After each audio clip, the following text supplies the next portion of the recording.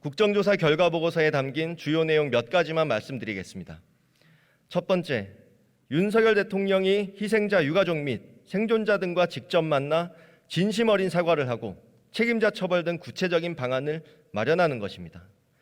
정상적인 대통령이라면 이미 해야 했을 마땅한 조치입니다. 하지만 지금도 윤석열 대통령은 진심이 담긴 사과 한마디조차 외면하고 있습니다.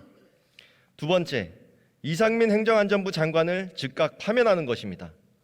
이상민 장관은 국가의 재난안전관리 주무부처 장관으로서 159명의 희생자가 발생한 재난 대응에 완벽하게 실패했습니다. 역사에 기록될 참담한 실패입니다. 민주당은 행안부가 유가족 명단을 가지고 있지 않았다는 이상민 장관의 발언을 위증이라고 고발했습니다.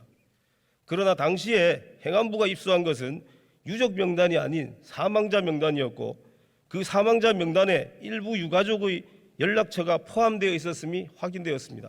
민주당이 이렇게 법리에도 맞지 않는 위증죄 고발을 강행하는 이유는 어떻게든 대통령실과 정부 인사를 위증죄로 고발함으로써 본인들의 정치적 목적을 달성하려는 것으로 볼 수밖에 없습니다. 미디어 오늘. 저는 오늘 이태원 참사 국정조사 결과 보고서 채택의 문제점에 대해 말씀드리기 위해 이 자리에 섰습니다. 먼저 불의의 참사로 무엇보다도 소중한 가족을 잃으신 유가족분들께 깊은 애도의 뜻을 표하고 다시 한번 고인들의 명복을 빌며 부상자분들의 쾌유를 기원드립니다. 이번 이태원 참사 국정조사는 진상규명과 제도 개선, 재발 방지책 마련이라는 목표하에 진행되었습니다만 애초부터 인력과 강제조사 수단의 제한 등으로 진상규명 자체에 한계가 있었습니다. 그리고 현장 조사와 기관 보고, 청문회 모두 동일한 사람들을 상대로 중복적으로 진행되는 바람에 제도 개선이나 재발 방지책 마련에도 집중할 수 없었습니다. 그럼에도 우리 국민의힘 의원들이 끝까지 국정조사에 임한 것은 유가족들의 슬픔과 아픔에 공감하고 제대로 된 재발 방지책을 마련하여 희생자들의 죽음이 헛되지 않도록 하려는 목적 때문이었습니다. 그러나 민주당은 끝내 본인들이 임의로 작성한 국정조사 결과 보고서를 일방적으로 통과시켰습니다. 민주당은 국조특위 행정실에서 비교적 중립적으로 작성한 결과 보고서를 자신들의 입맛대로 마음대로 첨삭한 후 다수의 힘으로 이를 채택했습니다. 민주주의와 다수결이 그 정당성을 확보하기 위해서는 소수자의 의견 표명 기회와 충분한 토론이 전제되어야 함에도 아무런 토론 없이 일방적으로 결과 보고서를 채택한 것은 그 절차적 하자가 매우 크다고 할 것입니다. 또한 보고서에는 대통령실 용산 이전에 따른 경비 인력의 과소 배치 및 마약범죄 단속 계획에 따른 질서 유지 업무 소홀이라는 내용이 기재되어 있으나 이는 민주당의 일방적인 주장만 있었을 뿐 그 주장을 입증할 아무런 근거가 없었음에도 마치 사실인 것처럼 기재하여 진실을 호도하고 있습니다. 게다가 위증죄 고발은 국정조사 과정에서 논의조차 하지 않았을 뿐만 아니라 전혀 법리에도 맞지 않는 막무가내식 고발이라고 할 것입니다. 민주당은 행안부가 유가족 명단을 가지고 있지 않았다는 이상민 장관의 발언을 위증이라고 고발했습니다. 그러나 당시에 행안부가 입수한 것은 유족 명단이 아닌 사망자 명단이었고 그 사망자 명단에 일부 유가족의 연락처가 포함되어 있었음이 확인되었습니다. 당시 사망자 명단에 포함된 유가족의 성함과 연락처는 절반가량이 유가족의 이름조차 기재되어 있지 않았는데 어떻게 그것을 유가족 명단과 동일시할 수 있다는 것인지 이해가 되지 않습니다. 그리고 이 자료를 유가족 명단이라고 보는지 사망자 명단이라고 보는지는 각자의 주관적 인식의 영역이고 그러한 자신의 인식이나 기억에 따라 진술을 하였는데 어떻게 위증죄가 성립될 수 있다는 말입니까? 대통령실 국정상황실장에 대한 위증고발 역시 마찬가지입니다. 한호섭 실장은 1차 점검회의 당시 대통령께서 현장 CCTV 영상을 보면서 지시하셨다고 답변했습니다. 이를 두고 야당 의원들은 대통령실에 참사 현장을 비추는 CCTV 영상이 연결되지 않았다면서 위증으로 고발했습니다. 그러나 당일에 한호섭 실장은 해당 CCTV가 경찰청 CCTV이고 녹사평역에서 이태원역 쪽으로 비추는 CCTV라고 추가로 진술했습니다. 여기에 무슨 허위나 기억에 반하는 진술이 있습니까? 민주당이 이렇게 법리에도 맞지 않는 위증죄 고발을 강행하는 이유는 어떻게든 대통령실과 정부 인사를 위증죄로 고발함으로써 본인들의 정치적 목적을 달성하려는 것으로 볼 수밖에 없습니다. 존경하는 선배 동료 의원 여러분, 이렇게 여러 가지 문제점들이 있는 결과 보고서를 의결한다는 것은 우리 국회의 권위를 스스로 실추시키는 것이고 우리 국회의 무지를 스스로 드러내는 것이라고 생각합니다. 다만 우리 국민의힘은 이러한 지적과는 별개로 앞으로도 유가족 여러분들의 아픔을 치유하고 다시는 이러한 참사가 재발되지 않도록 하는 개선책 마련에 최선을 다하겠다는 말씀을 드립니다. 경청해 주셔서 감사합니다.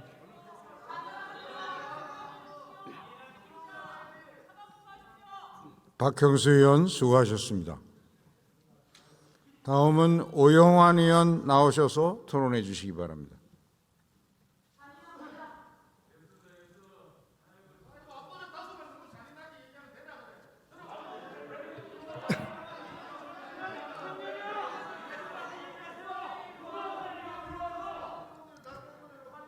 존경하는 김진표 국회의장님, 선배 동료 의원 여러분, 경기도 의정부시갑 출신 오영환 의원입니다.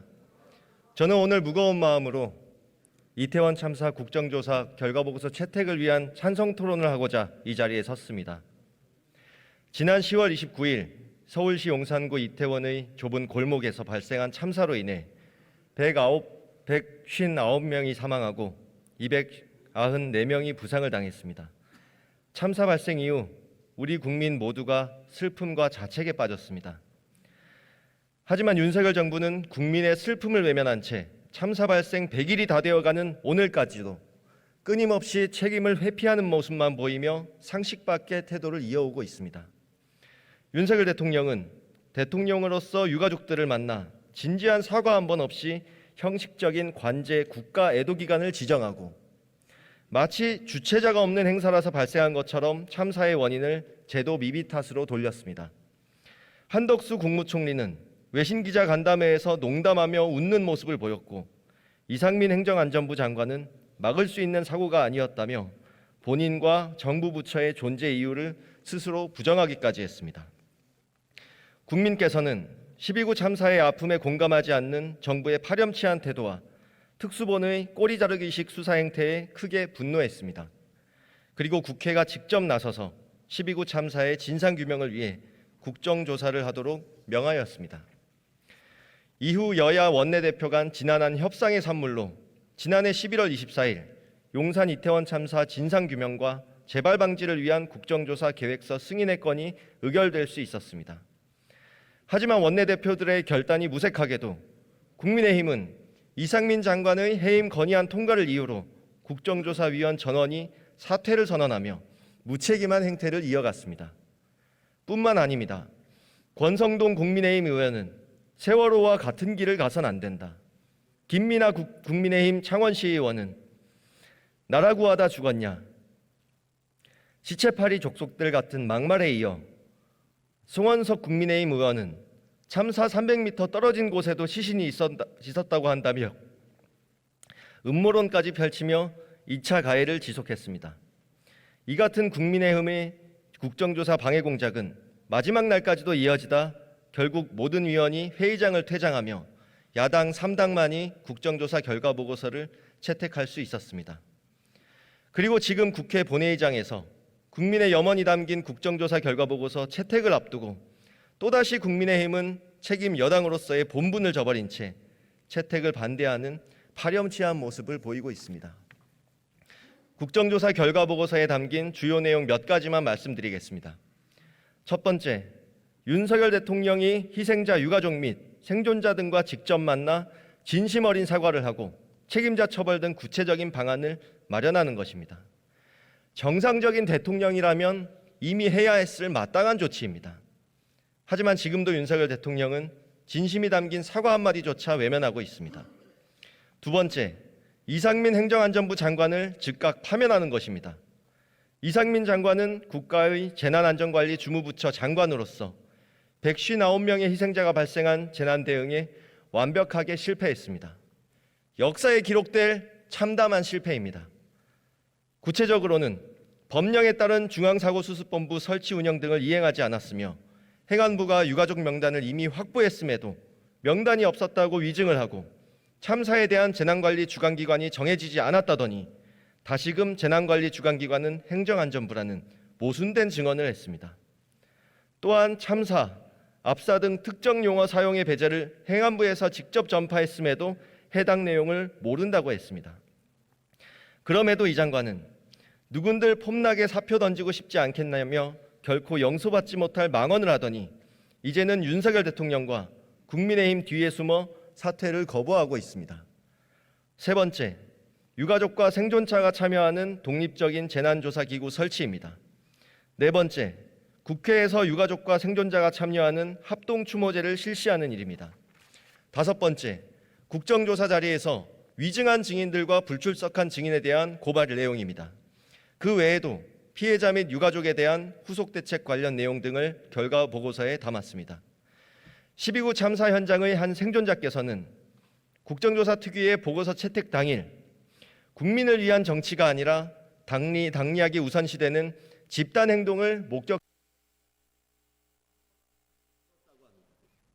참사에서만큼은 논의가 필요 없는 하나된 태도가 필요하고 그것이 상식이라고 하십니다. 맞습니다. 그게 바로 상식이자 국민의 눈높이일 것입니다. 선배 동료 의원 여러분, 우리는 12구 참사 희생자들의 죽음을 결코 가슴 아픈 희생으로만 남게 해서는 안 될 것입니다. 12구 참사의 정확한 진상규명과 책임자 처벌을 바라는 유가족의 목소리와 국민의 뜻에 따라 이번 결과 보고서에 부디 국민적 상식에 부합하는 찬성표를 행사해 주실 것을 간곡히 부탁드립니다. 끝으로 12구 참사로 희생되신 159분의 소중한 이들의 명복을 빌며 유가족분들께 깊은 위로의 말씀을 전합니다. 이상입니다. 오영환 의원 수고하셨습니다. 이상으로 토론을 종결할 것을 선포합니다.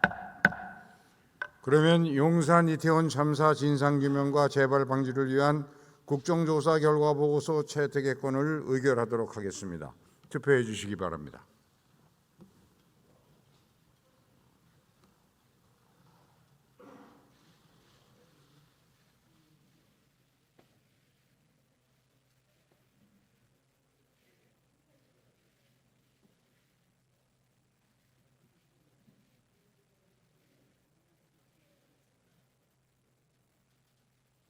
투표를 다 하셨습니까? 그러면 투표를 마치겠습니다.